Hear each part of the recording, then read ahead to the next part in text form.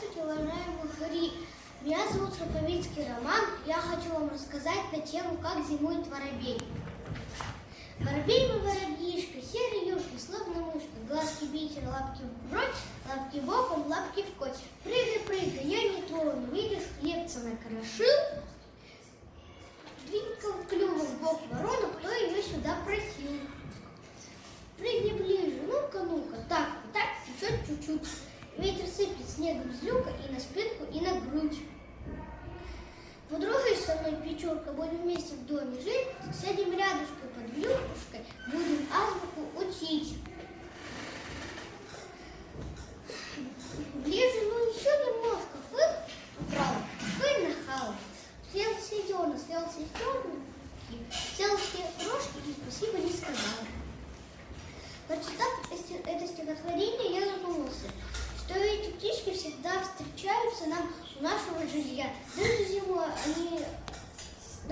они суются в наших краях, они улетают на зимовку в теплые страны. В крайнем случае, в условиях слишком суровых зим, воробьи могут совершать перелеты в более теплые места. Но по большой части птицы ведут светлый образ жизни. А ведь зима — это очень ответственный и сложный период в жизни животных. Пережить ее способны только самые выносливые. Меня заинтересовала особенность жизни птиц в зимнее время года, и я решила понаблюдать за этим.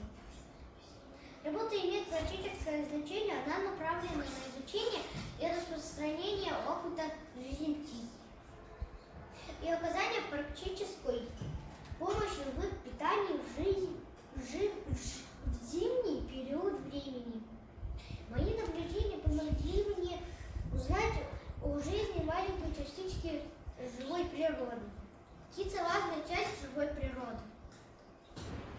Воробьи зимой обитают около жилья человека. Это связано с поиском пищи и ночлега.